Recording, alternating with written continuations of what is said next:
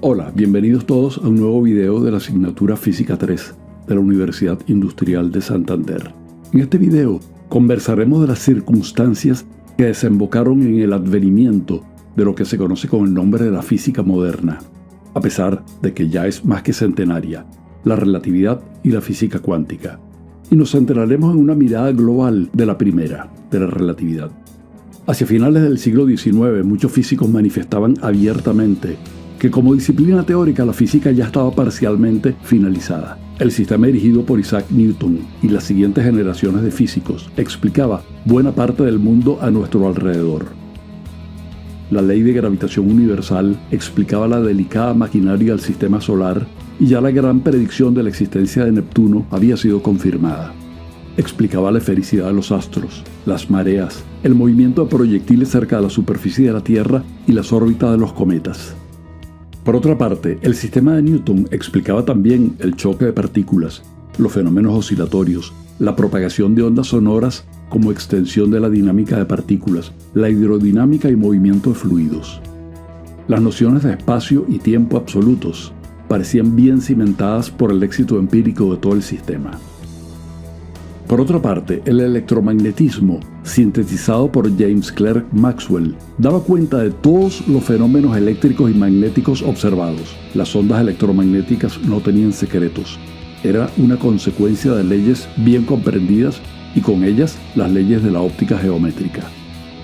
No se sospechaba aún la hecatombe conceptual que estaba por producirse, precisamente en la interfase del electromagnetismo con el sistema newtoniano. El electromagnetismo gritaba abiertamente, y los físicos de la época no pudieron advertirlo, que la velocidad de la luz era una constante universal, insuperable. Pero el sistema newtoniano establecía que toda velocidad es relativa, y la de la luz también. El valor predicho por las ecuaciones de Maxwell era respecto del éter, pero el éter no era detectable. Además, las ecuaciones de Maxwell afirmaban que cargas aceleradas emiten radiación continuamente.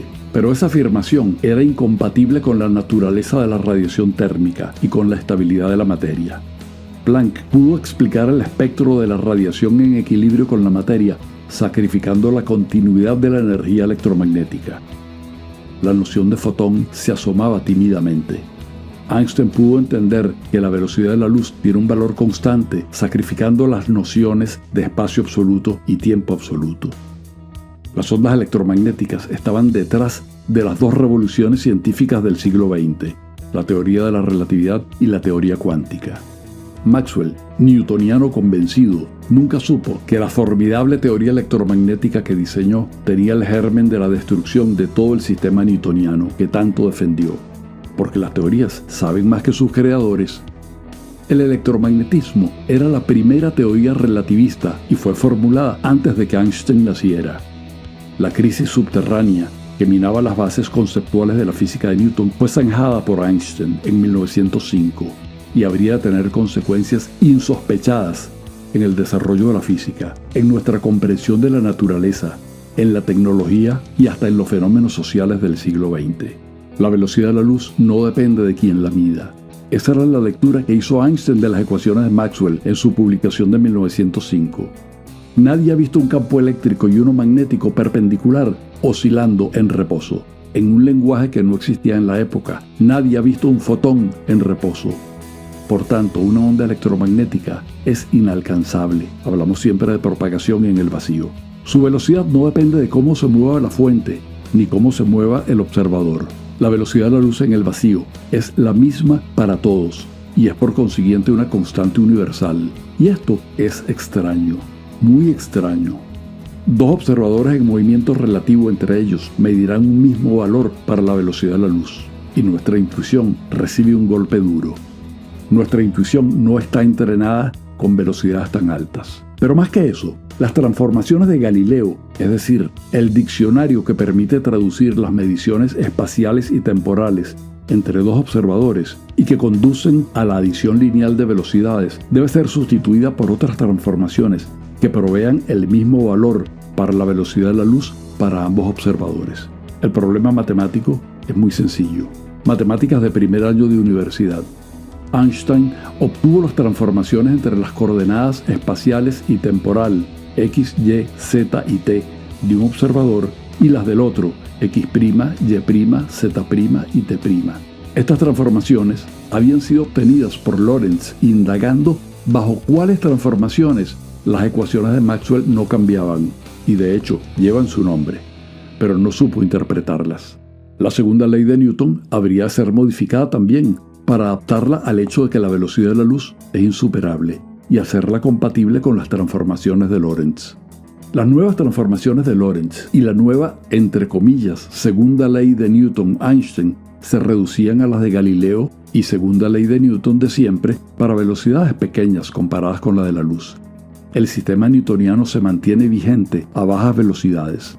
La nueva ecuación de movimiento conduce a una nueva expresión para la energía de una partícula de masa m en reposo, y es E igual a m por c al cuadrado, tal vez la más famosa de las fórmulas de la física.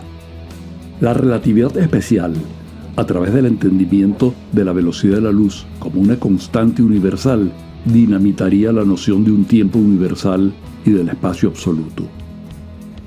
El tiempo, en un sistema de referencia que veamos moverse, transcurre más lentamente que en el sistema de referencia nuestro, y tanto más lentamente cuanto mayor sea su velocidad. Las varillas en movimiento se acortan, y se acortan tanto más cuanto mayor sea su velocidad. Son consecuencias inescapables del hecho de que la velocidad de la luz actúa como una velocidad límite, y solo alcanzable por partículas como las de la luz con masa en reposo igual a cero. Aparentes paradojas como las de los gemelos que se separan y se juntan, y el que viajó resulta más joven, son fácilmente explicables. La relatividad fue reformulada en 1908 en términos de una geometría de 4 dimensiones. Se instauró un nuevo lenguaje matemático de cuadrivectores y de espacio-tiempo. Einstein señalaría con sorna: los matemáticos han puesto mi teoría en una forma en que yo mismo no la entiendo. En realidad, era una frase altisonante. Pronto sucumbió a la magia de la geometría cuadridimensional, sin la cual no hubiera podido construir 10 años después una nueva teoría de la gravedad. La relatividad especial pronto entraría en la corriente principal de la física y comenzarían a acumularse confirmaciones de sus predicciones, directas e indirectas. Cuando Paul Dirac hizo una descripción cuántica de un electrón relativista, tuvo 2 consecuencias importantes. El spin, que es un momento angular intrínseco de muchas partículas elementales, emergía de manera natural, gracias a que la ecuación era relativista.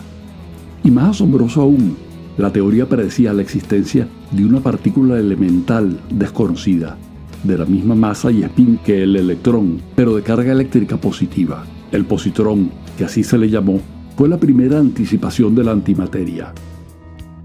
Esta monumental predicción fue confirmada cuando Carl Anderson detectó el positrón en 1932.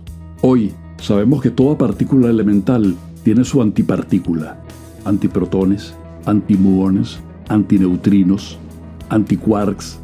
La humanidad ha fabricado antiátomos. La antimateria es una consecuencia de la relatividad y su existencia es una confirmación experimental de ella. Cuando una partícula se encuentra con su antipartícula, desaparecen las masas y solo quedan rayos gamma, en una confirmación espectacular de conversión de masa en energía radiante, de acuerdo con E igual a m por c al cuadrado. La conversión de masa en energía fue la clave para entender de dónde sacan las estrellas la energía para brillar. Convierten hidrógeno en helio y obtienen como bono radiación electromagnética. También significó la posibilidad de desarrollar reactores nucleares y, lamentablemente, bombas nucleares.